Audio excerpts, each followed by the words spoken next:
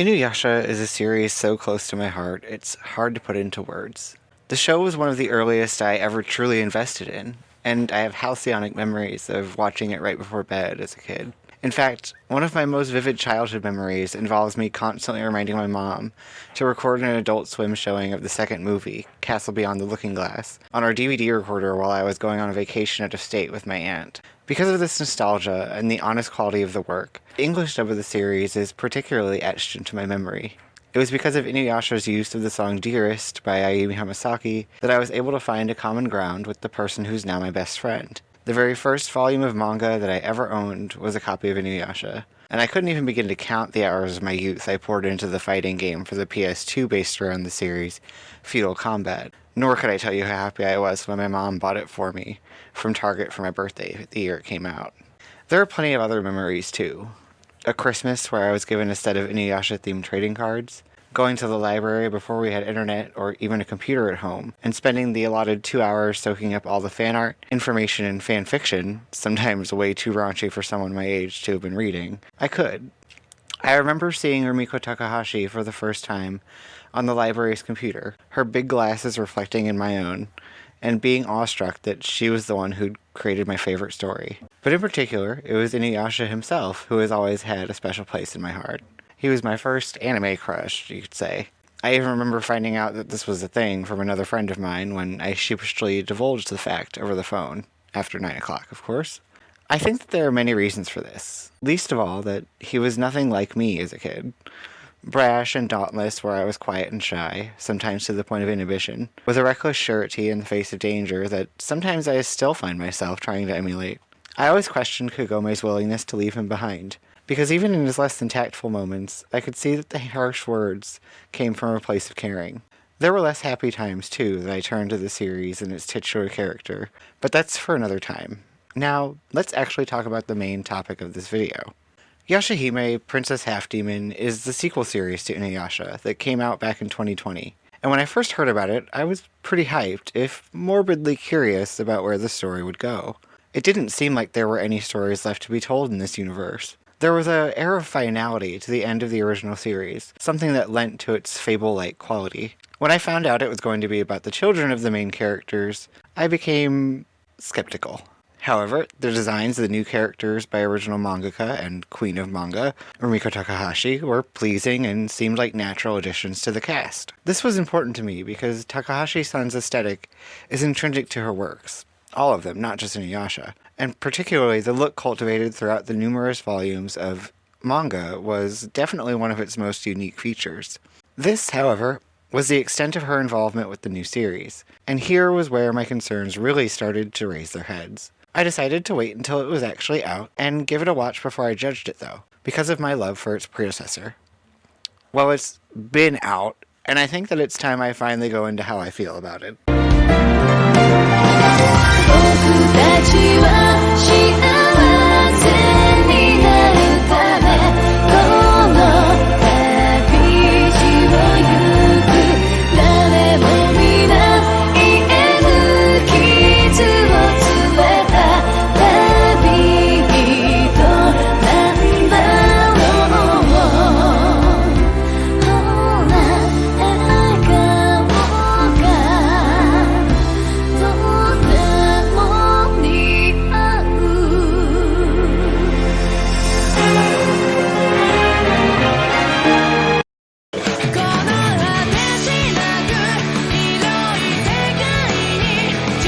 Takahashi's absence leaves the biggest hole in Yashahime.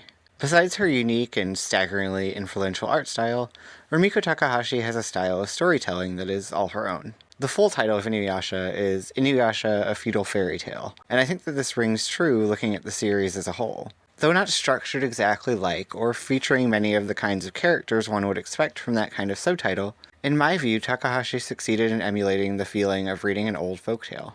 The story of InuYasha himself in universe, and his relationship with Kikyo, even takes on a sort of mythic status by the time that Kagome and we arrive in the feudal era. Despite my own personal gripes with Kagome, her role in the story is essential in keeping this tone. Like her, we are taken into this new time, and thrust into its wonders, mysteries, and sorrows. However, in Yashahime, this folktale sensibility seems lost. I don't feel as if I'm being taken into a new world, or even revisiting an old one. Though I can't deny that my heart still fluttered at seeing InuYasha and the gang animated in the brand new style, and my eyes even got a little misty hearing that classic theme blaring from the TV as InuYasha called upon the Windscar. I have to say that the entire thing seems more like a fanfiction with a high budget, and stamp of approval from its creator to me. This isn't me trying to knock or discredit anybody involved with the show or its creation. I think that one thing that does come through is a deep love for the original series. When I say that this reads like fanfiction, I don't mean that explicitly as a mark against Yashahime. In fact, it almost makes me warm to it a little more, as it feels like a storyline I would have read on a fanfic site, or when a friend tells me the detailed backstories of an OC they have. Whatever warm feelings I had in the beginning of this series, when originally writing this review I had only watched the first 2 episodes, have chilled. As the story has gone on, Yashahime is nothing but a boring, disrespectful echo of the series it is based on. Not only does it disregard concepts and entire plots from the original series, it actively makes up things that contradict its world, such as introducing the concept of changing the past by leaving objects in the wrong era. Where was this when Kagome was coming into the feudal era every other week with some new, modern thing that shouldn't have been there in the first place? Does nobody else remember InuYasha's obsession with instant ramen, something he most definitely wouldn't have access to or knowledge of in like 1560 or whenever this is supposed to be? The world isn't expanded upon, nor is it really delved back into, but used as a backdrop for a middling story that's more about showcasing how amazing and awesome these new characters are. So awesome, in fact, that the main characters from the original series will happily lay down their lives for all of them. I know what you're thinking. But rogues, these are their children, so of course they'd be willing to do that. However, the problem arises when you consider the fact that we are just supposed to take this at face value. We aren't shown how Sesshomaru, yes, he's the one that took a fatal blow for the 2 daughters he abandoned in the woods, Sesshomaru, who openly argued with his father about lying with humans, even comes to the point where he can marry and procreate with a human. In the original story, he had softened somewhat, but only towards Rin, and there was still quite a long way to go, maybe even longer than Rin would have had to live, before it would have made sense to me that his character changed in such a dramatic way. And then there was the completely redundant plot with the Rainbow Pearls.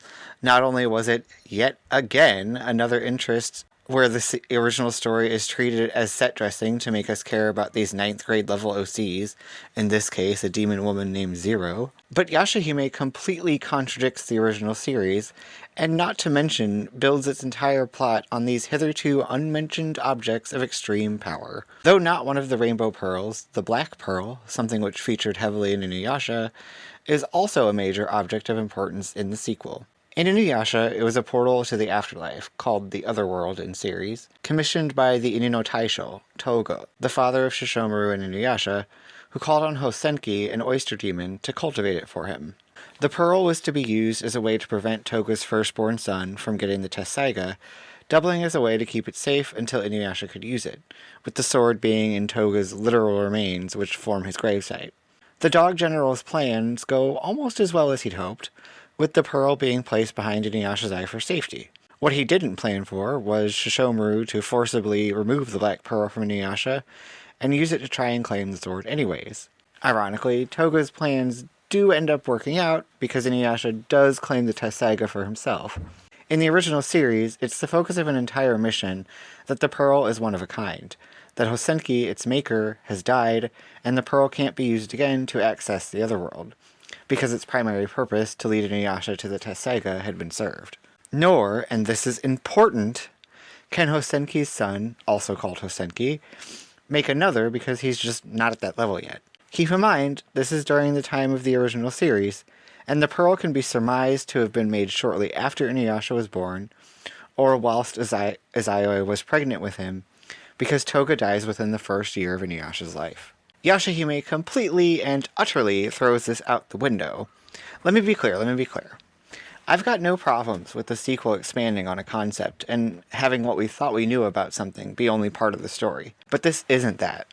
The Black Pearl, as an object, had a clear and concise history within the original series, and solid groundwork for what it could and could not do, which affected the circumstances of InuYasha and his group.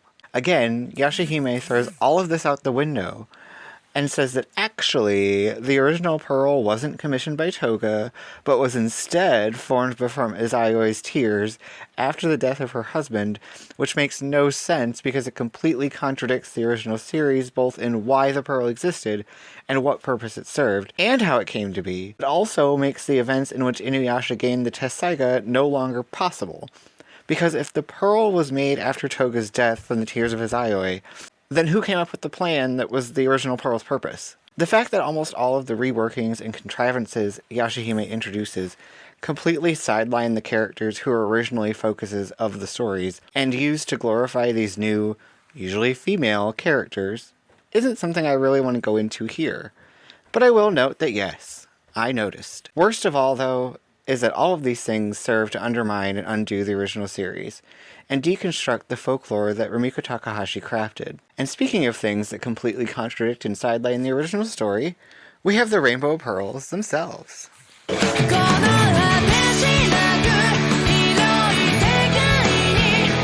So okay, a little backstory. In the original series, the main object that everyone was after was the Shikon no Tama, or Jewel of Four Souls, said to have been created at the end of a week-long battle between a priestess of great power named Midoriko, who bound herself and a host of powerful yokai joined together to form a massive dragon into the jewel, where her spirits and theirs constantly do battle. These events were themselves mirrored in the creation of Naraku from Origumo, but again, another story another time. The Shikon jewel passed through several hands before it eventually came into the possession of Kikyo, another powerful priestess, and we all know how her story went. According to Yashahime, though, the jewel was in the possession of Zero at one point, and to sum it up, Zero is the elder sister of the main villain of Yashahime, who just wanted the man she was simping for to notice her, and when he died, she was so sad that she wished upon the jewel to never feel emotion again, nor to have her demonic powers anymore, which created the Rainbow Pearls. Quick side note, does anybody else find any parallels between the Rainbow Pearls and the Rainbow Crystals from the first season of Sailor Moon? For shame. To be honest, Zero's backstory could almost be substantial enough to serve as a one-off jewel shard holder villain from the original show, minus the pearls thing, but given what Yashahime actually does with this character and premise, it's severely lacking. Firstly, did I mention that the man whom Zero was in love with was Toga, the Inu no Taisho himself? Okay, I can't fault her for that. I mean, just look at the man. But come on. The point I raised earlier about 9th grade level OCs is on full display. She's this incredibly powerful demoness who has the Shikon jewel, how she comes to possess it is never stated, is great friends with Sesshomaru's mother to the point that she's at Sesshomaru's mother's manor when the news comes of Toga's death, and in fact loved Toga so much, but he just never noticed her because he was too busy with the girls he actually liked. Like, as if. This is such first draft. I saw a character who I thought was hot, so I'm going to write an OC where he takes the place of that boy in my class who just doesn't notice me, and it's really me that he's been looking for, even though his girlfriend is actually a good friend of mine, and it would hurt her if I stole her man that I have no hopes of ever stealing. Anyway. So you're telling me that the Jewel of Four Souls, an item so powerful it could break the laws of time, give anyone who is so much possessed a part of it a boost in power that they became threats in their own right, no matter their previous level, was right there in front of Sesshomaru's mother, and assumedly the Inu no Taisho himself at some point, and these two incredibly powerful Daiokai just never noticed? And that doesn't even begin, like, it doesn't even apply to just the jewel. Are you telling me that neither of Toga's bitches could tell that this random had a thing for their man? Come on, they would have clocked it. Also, look at the powers that the Rainbow Pearls have. You're telling me Zero was so powerful, she could see into dreams, time travel, summon random shit, even have an influence on luck, and just nobody ever mentioned her before at all. This is Mary Sue writing if I've ever seen it, and I used to be on X-Men forums, so I've seen my fair share of stupid Garys and Marys in my time. I notice, though, rereading this section, that I've talked a lot about InuYasha's dad, and how his role as a father played into the story, and how the sequel basically treats him, and Izayoi, and the rest of the original cast for real, like he's just there to serve these new characters. So in that spirit, let's talk about how they ruined both of his sons in the sequel too.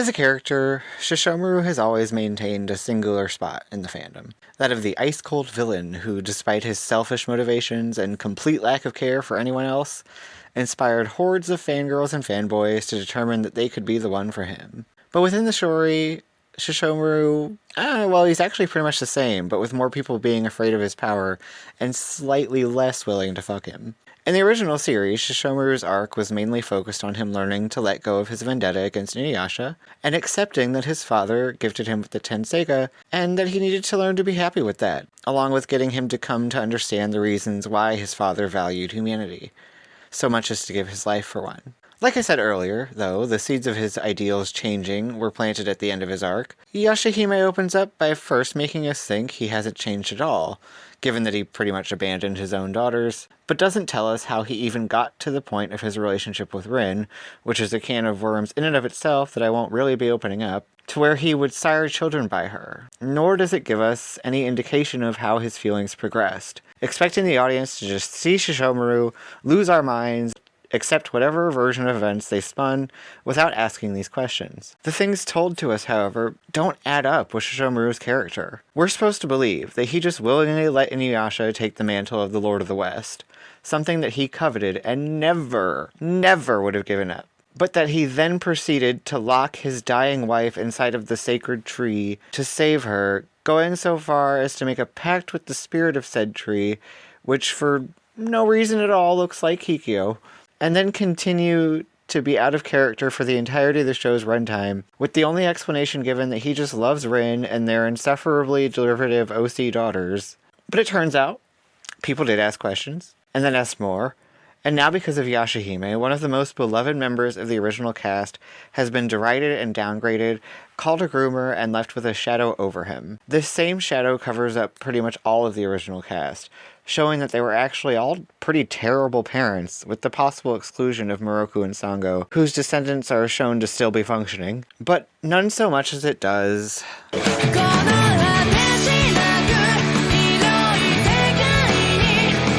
As said before, InuYasha himself has always been my favorite character. For me, he's what the kids would call a comfort character. Is what I'm about to say perhaps colored by my admittedly strong feelings about him? Yes. Is what I'm about to say also true? Oh yes. Yashahime and its writers have decimated my boy. They made him a shitty father, and as par for the course nowadays, made every action he took mean nothing in order to make those of his and Kagome's daughter mean more. Naraku was the literal source of everyone's problems in the original series, all born out of his inability to get with Kikyo back when he was still just a disfigured bedridden bandit, and she was the hottest priestess in the prophet. But what kind of petty motivation is that when you have Kirinmaru, the new villain that this series pulled out of its ass, who wants to wipe out literally every half-demon because the Shikon Jewel gave his dumbass simp of a sister some kind of prophecy about how he's going to be defeated by someone who's not a full demon nor a full human. Okay, wait. Hold on. First we're stealing from Sailor Moon, and now from Hercules. Anyway, even though the narrative tries to bend itself into a pretzel to make InuYasha not at fault for being a bad parent, it's Moroha, his daughter, who constantly talks bad about her own father and both of her parents, whom she says she never even knew. InuYasha would never, under any circumstance, do that to his child. He would have taken her with him, not sent her off with fucking Koga and his wolf tribe. InuYasha and Koga is the superior ship, by the way. While he and Kagome get sent off to live in his daddy's remains by Sesshomaru, who now possesses another Black Pearl for bullshit reasons. Half of his own problems in life were caused by his abandonment issues because of his father's death before he knew him, and his mother's death so early on in his life. InuYasha would have made sure that he could be there for his child, and for me, I'm not even sure if it's in character for him to have a child. Not to mention the fact that Moroha, despite being one of the better characters in the series, is just a badly written knockoff of both of her parents. No amount of, oh my god, Papa Yasha is the best and Moroha is gold post on Twitter will change my mind about this. Yashahime fucked up InuYasha and fucked him up royally, making him something that is a slap in the face to his personality, his morals, and his very self, an absent father. One guided by good intentions, but absent nonetheless, leaving his child to fend for themselves in the world, to be raised by outsiders, and to never know somewhere to call home. aka the exact circumstance that caused him to be so lonely and isolated for the majority of his life. And if that doesn't signal the end of the fairy tale, what the fuck does?